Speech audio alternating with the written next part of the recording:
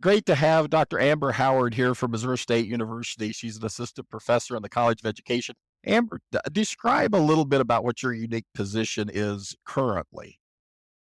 I am the Dean's Fellow for Competency-Based Education, which means that I get to work with school districts across the state as they implement competency-based education initiatives in an effort to eventually replace the MAP test is the big picture goal.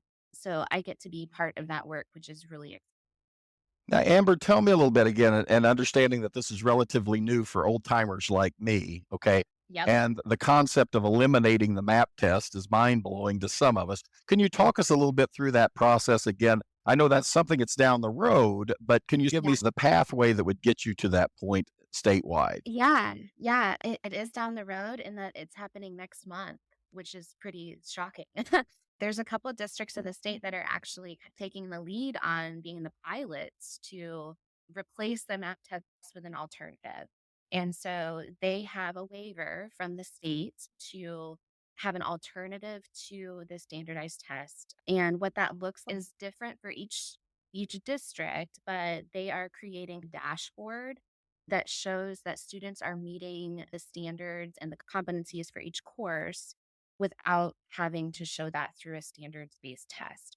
So for some districts, that looks a profile of a graduate where they, as a district, has decided in our community, we want our graduates to show X, Y, and Z. And the graduates show that in a profile way or a portfolio. In other districts, they have a dashboard that still uses the district assessments like iReady or NWEA or assessments like that they're already taking to show that they're meeting standards in that way. And then they're not having to double test like most districts are already doing. So districts are just approaching it in a way that shows we're already showing we're meeting these standards. Why are we double testing students? There's a lot of work happening towards that and a whole working group that's making it happen. And they're doing a lot of hard work to try to make it go across the state. But there's just a few districts that really have the waiver right now to try to take the lead on it. Okay, talk me through this again. This isn't just as simple as a school district saying, contacting DESE and saying, we're not going to do the map. No, although parents do have the power to say, my student will not take the Not MAP take the map. test. So that is a parent choice thing that you can say. But no, districts do not have that authority.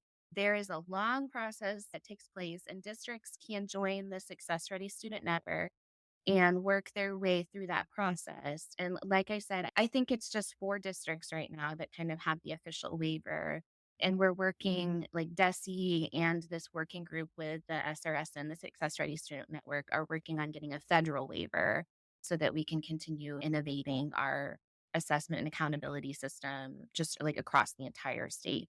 But it is a long process and we've been working on it since 2021 really intentionally. 4 years of really hard work, and we're just now at the point where a couple districts are starting to be like, "Okay, we're ready to not take this assessment." Amber, you know that my passion is rural education. And so I know Yeah. that so many times when it involves, I don't mean to be ornery about this, but a lot of districts have assistant superintendents of curriculum and instruction and things like, but when you're a small rural school district, you're the principal and you're about it. In many cases, Yep. as far as Yep. support networks, can you talk to me a little bit again about how this is impacting rural schools or what challenges rural schools might have in looking at this new way to test?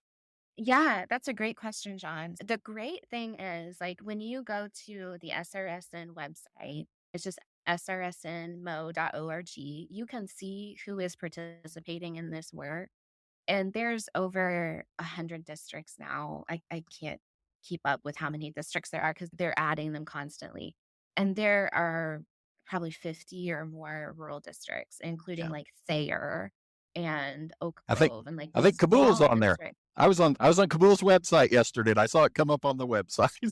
Yeah, yeah. There's a lot of really small districts on here, and they are working to create these ecosystems around the state to where those rural districts can collaborate to work together to have more connections so they can make these kind of real world ecosystem. So, like, for example, in Springfield, there's all these great programs for students to like the Health Services Academy and the Wolf School and the Academy of Fine and Performing Arts. Those are great because it's a huge district. But what is Kabul going to do? They don't have access to that. But if Kabul collaborates with other districts around there, then maybe collectively they can create kind of an ecosystem. And so they're called conveners. That's a funny word to me, but there are conveners all across the state that are connecting these rural districts to create those groups so that they can work towards competency based learning in rural areas across the state. Rural schools have not been ignored in this process of competency based work. And they've actually been really intentional about trying to bring them into this and support them along the way. I thank you to you and whoever else has been involved in that process because I can't remember. Amber, where did you teach at when you were in the public schools? I taught mostly in Springfield Public Schools, so I Okay, was lucky see, to be in a big district. Yeah, the largest I school was district in well the state. resourced. I could just remember, and again, so many of the people that are taking this class, they're going to be first year teachers here in a couple of years, and many of Yeah, them are going to be in small rural school districts. And I want to make sure yeah, that people understand that one of the blessings of going to a Willard or a Republic or a Springfield, right, that they have the administrative infrastructure to really lead these initiatives. But when you're in a small yeah, rural school district as a classroom teacher, you may be the one going to the meetings, surprisingly. And right. so knowing that there that is that network that's there that is being intentional about understanding the unique challenges of rural schools, that's fantastic. So I appreciate that. Sure, for sure. Yes. And we've also brought on the Rural School Collaborative and the Center for Rural Education at Missouri. So they're being really intentional about making sure that those rural schools get support. Great. And one of the blessings that Amber, I know you and I both have reaped this harvest before, is that teachers, it's just not in their vocabulary when people ask for help for them to say no. And so many times that you hear about things going on in other school districts, but you don't even know you're interested, but you don't even know how to start that. And Yeah, my motto, I don't have any tattoos, but if I had one, it would be steal great ideas ruthlessly. And sometimes we just forget to just ask for help. And your background in Springfield Public Schools, I can remember years ago when I was an administrator at Kabul, I cannot tell you how many times Springfield Public Schools was so generous to us in providing support on grant writing, or even if we were yeah, initiating a new curriculum, that if it was a part of Springfield Public Schools, they would even let us come up to their training in Springfield Public Schools. So sometimes we're just not bravest thing we could do is ask for help. But absolutely. it's a great thing about our career that when you ask for help, almost every time they're willing to help. So that's good to know Yeah. that you're there talking about competency based assessment. Now let me dig a little bit more into that, and I'm just going to play devil's advocate here. Okay. Tell me why this isn't just an easy way out. Why we all understand how standardized testing, and if we all give that standardized test, I'll be able to compare whether Willard and Republic, which one's doing a better job of teaching kids. But on this competency based thing, how am I going to go through and measure if I'm doing a good job? Yeah, yeah, it's a good question. So I think the thing that competency-based assessment does really well is it brings in locality and like a place-based approach that standardized tests miss. So one part of, like I mentioned earlier, a profile of a graduate, Kabul is going to look for different skills than Springfield is going to look for in their graduates just because of where they are. And they want different things from their graduates. So why are we assessing the same things? And the thing that I always tell my students is standardized tests measure standardized students. What classroom has standardized students? None. Like we teach them differentiated instruction and how to teach every student and how every student is different. And yet then we're told that we have to give a standardized test. And it just doesn't make sense. It doesn't fit the teaching philosophy that we're trying to build in them. And so it just feels so inauthentic to say, yeah, we have to do standardized testing and also standardized testing, it doesn't match anything that we're doing. But competency based assessment at least takes a step towards, okay, in this area, competency looks like this. And we're going to bring in, like, we know that the skills that we need in Springfield are X, Y, and Z, but we know the skills that we need in Grain Valley include something totally different. And we can assess that differently because we are empowered to do so through this competency based process. I know at some time in your career, this whole idea of concept of competency based was new to you. What was coming from a maybe a more traditional training, going Yeah, to a yeah. more competency based? What was the part that finally at some point something shifted in your mind where you got it? Right. And tell me your aha moment. So funny enough, I fell into this role of competent, like the dean's fellow in general, without fully understanding that I was doing competency based assessment when I was teaching. And I'll talk about this later when I compared traditional grading and everything. When I was teaching elementary school, I was doing competency based learning without really knowing that's what it was called. And I think Dr. Tinkler, the dean of the College of Education, recognized that. And she came to me and was like, "Hey, I have this fellowship. Do you want to do it?" And I was like, "I have no idea what competency based learning is." Tinkler said, "Do you? I think you would be well suited for this position." And I was like, "I don't know what you mean, but I'll try." And it turns out like it was exactly what I was doing without really fully understanding that that's what I was doing. And then I started reading and researching, and I was like, "Oh yeah, I know this. I was doing it." And from there, I just was like, "Oh, yeah, this was the aha moment." It was like applying the learning post applying it, basically. Like reading about it was like, "Oh, that's what I was doing back when I was in the classroom." So I think I was maybe born to have a non traditional approach to education. Okay, Amber, tell me this as far as when you work with people that are trying to learn more about competency based instruction, what do you think is the biggest? It may be a mental hurdle, it may be a skill hurdle. What is the biggest hurdle that teachers, when they're first starting out with competency based learning, struggle with? Yeah, so that's an easy answer. I'm part of the master teacher cadre right now, which is part of the Success Ready Student Network. And the teachers that are part of that are brand new to competency based education. So the reason it's an easy answer is because I was just in a room with teachers that are like, "What is this?" And they were all like, "I have no idea what this is and I'm scared." And it feels overwhelming at first, but then when you start digging in and getting into the nitty-gritty of it, teachers were like, "Oh, I'm already doing part of this."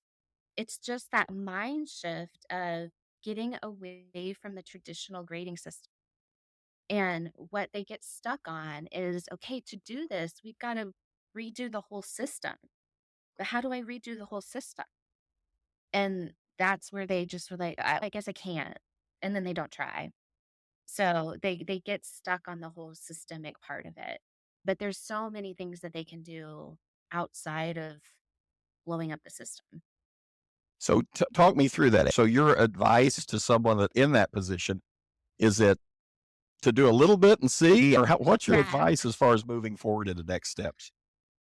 Ultimately, changing the system is good. But there's so many things you can do in your classroom, like start doing proficiency scales, start bringing in real world learning. Like like that shift from a standard to a competency is an easy shift. Like instead of teaching just the standard, what is the skill that actually you're trying to measure? What's something that they can apply that to in the actual world? I think when you make that shift, then it makes learning so much more meaningful in your classroom. And then people start taking notice. That's what happened when I was teaching. When we started doing PBL, then all of a sudden we got the attention of the district and then people outside the district. And then everybody's coming to our classroom, which was fine. And it was great to have people seeing all the great work that we were doing and seeing the cool stuff our students were creating. But when people start taking notice, then that's how we change the system, right? From the inside is good teachers doing good work. And it's hard, but if you want to change the system from the inside, that's kind of what you got to do. This doesn't fit exactly with it, but you mentioned earlier the concept of place-based learning, which those of us in Yeah. rural ed have been advocates about for years, Yeah. as far as what is unique about resources that you have in your community that we don't have in a big city. And I'll Yes. use, for example, we don't have to bring all of our rural kids to Wonders of Wildlife to learn about outdoor life in rural parts of Right. Missouri. Yes. We have our own streams, we have our own animals that we can observe rather than coming in to the zoo at Dickerson Park at Springfield or Wonders of Wildlife. And I can remember years ago, and I was principal at Kabul for 9 years, and I remember a teacher came in one day and said, this was a math teacher, by the way, came into class and said, what process would I have to go through to get a bus to take us out to the cemetery, which was on the other end of town? And I was sitting there thinking, what does a math teacher want to go to the cemetery for? But it was part of his place-based learning concept was they were going to go out and establish a data set of birth dates and death dates, and they were going to go through and use that to calculate average death by generation. But I remember that was an eye-opening because immediately the students were engaged, and I was not. And by the way, historically, I am not a person that likes math, but that would have interested me. That would have engaged me. And I remember I said, I'm going with you. I could drive a bus. I had a bus driving certificate, so it was easy. We just had to go get a bus and the principal will drive you over. So I drove them over, and to see those kids, many of which had no interest in math at all, but they were interested in just starting out simply going tombstone into tombstone, documenting birth dates, death dates, Yeah. and then coming back after we've established our data set, we can come back to the classroom, start working on a math concept, but the connection was made by the experience in that community. And so I think of that all the time, is that even when to go to art music, not that we don't take kids into these things, but just saying that sometimes we forget that our own local context should also play a part in the assessment. And that's what I love about this, is that, like you said, we're going to test something a little different in Kabul than they are in Springfield. Absolutely. Absolutely. Yeah. Okay. I appreciate you, Dr. Amber Howard here at Missouri State University, and I'll put her contact information on here.